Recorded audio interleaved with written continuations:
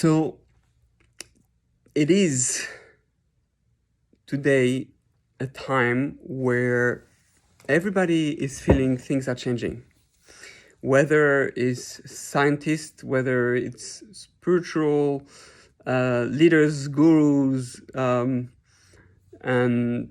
astrologue, whatever, whoever is, even people in society, non-religious, or feel that time is changing. We're about to enter into a new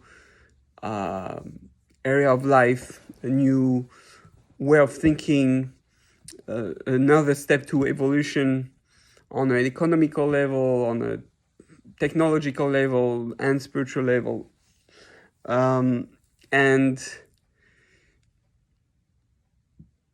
according to Judaism, it certainly is very valid and very true that people are thinking like that. The fact that all souls are connected, there's a unified field of energy. We're all spiritually connected to, or even physically, on an energy level, quantum level, all connected to Earth and to each other. That we feel that something is happening with the pandemic and with the world, global warming, whatever is happening in the world. Everybody feels that it's enough. There needs to be something new, something, there needs to be a change. And this is we've spoken a lot about it in many different videos. But the point is really that I believe that we have reached a point of where we have our last chance to experience God's true love, our last chance to recognize, to reflect, and to be aware on the love that Hashem is giving. Let's just, for a few minutes, be, aware of really what's happening. Most of the world, not everywhere, unfortunately, but most of the world, in America, in Europe, and many other countries, Russia, we in Japan,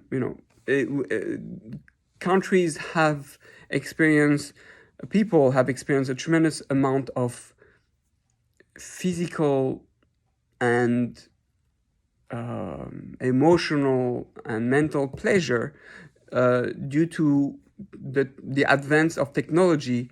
If you just think how people will live 200 years ago, even 100 years ago, you will get sick with the flu, with anything, you'll die almost right away. Get a toothache. There was no surgery like we have today.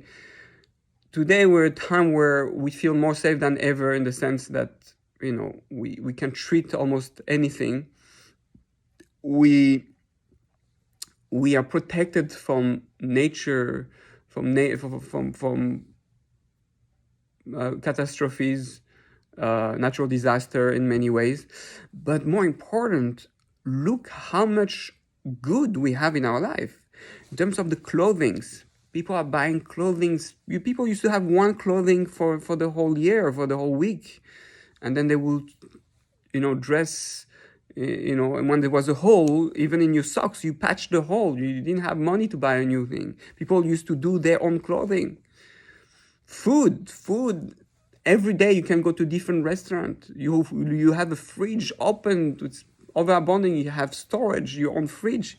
In the past, people didn't have fridge. You had to go every day to buy the fresh food and eat it. And it was bread, rice, potatoes, maybe pasta if you're lucky. And once in a month or so, meat. Unless you were very high in society, very rich, you might have maybe lucky to have a bit more meat. Today, we have bathrooms indoor. We live like kings never lived. Just as someone normal, even the middle class, even the low class, have a better life than rich people like kings like 500 years ago, 400 years ago. So we have to realize that there's an abundance of good, a tremendous shower of good. unfortunately, we don't always appreciate that. And we start complaining, politics and these people, and you become jealous of the guy because he has a Lamborghini and you only have a Lexus. Oh, wow, this is terrible. This is hell, Gehinnom. Hello, wake up. You can be on the other side of the world with an airplane in a few hours. It's mind-boggling how much good we have, how much connected we are to anything, the connection to information. God is giving us a gift. God is giving internet. God is giving everything so that you can be all united, all unified, just like at the Tower of Babel, when everybody was one. He gives us the Tower of Internet. And we have the ability to all help each other, to all love each other. We have the ability to, to experience so many pleasure. Well, I'm not going to go into the forbidden pleasures. Even there, God still didn't destroy the world, even though we have so many bad pleasure, because He wants us to have free choice. But we have so many pleasure available on everything, literally everything. There's almost nothing stopping us. And soon we'll have 3D imagination, virtual reality where you have the pleasure that are not kosher, and it'll look like it's kosher, right? Incredible. So the world nowadays, and this is what I want to focus on, the world nowadays has never experienced as much pleasure and goodness in all sense of the term than ever before. And people are not learning to appreciate it because we're born in it. It doesn't seem like pleasure. It doesn't feel like love. We were so used to it. But you take someone from 300 years ago and putting him to here today, he thinks he's in paradise. You can experience this and you can experience that and eat this, and it's paradise, literally, Gan Eden. And what we come in this world and feel, I'm nothing. Just the fact that you have a bathroom in your own house is like, this is heaven, right? But we have so much more than that. We're overwhelmed. Look at the garbage in the cities. Like restaurants throw tons of food that is permeated. And it's mind-boggling how much abundance and good. And in America, all the more so. We feel that love of God, or at least we should. So God is what God is doing, right? God is showing us, I give you everything. And I'm going even to give you Corona in this world, so that you learn that even when you're alone, there's so many people who can give you food, and look how you can be taken care of. You stay home, then you have internet and connection, and everything comes to you. The food, the clothing, you can order everything online. Look how the world can be united. Even when you're alone, you're not alone. God is sending a message. You don't understand how much I love you? I create this whole world to give you love, to give you goodness, to give you pleasure. Just be aware that it comes from me. I'm sending my last tools for you on earth to, on your own, realize how much I love you. I want you to fall in love with me. I want you to feel how much I'm sending you, how much I'm investing in you, how much I want you, how much pleasure I'm ready to give you. And I want you to feel that pleasure. I want you to love that pleasure. I want to fall in love with that pleasure. I want you to reciprocate, fall in love with me, pray to me, enjoy, just say thank you, and become my spouse, become united with me, speak to me more, have a conversation with me, a relationship, start praying, start talking to me, and in appreciating everything we do. The greatest problem in couples is we don't have enough appreciation for the other.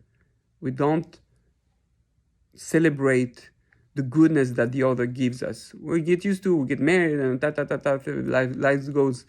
But we're constantly giving goodness. We're taking care of the home, taking care of the kids, taking care of each other. But we never say thank you. We are at least not enough. And we're giving so much good. And then, so in the last attempt at the end of the time, because there's a time limit, my friends, 6,000 years later, in the next few years is going to be decisive. How much are we happy? How much do I appreciate our portion in life, how much we appreciate the goodness and the love that God gives us. That's going to change everything. That can save you. That can make you live already in Gan Eden, go back to Gan Eden on earth.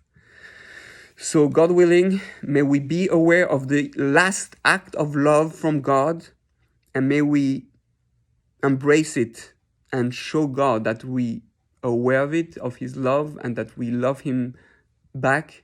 And God willing, he won't have to make us go through a phase of darkness where we have to realize that how much we had.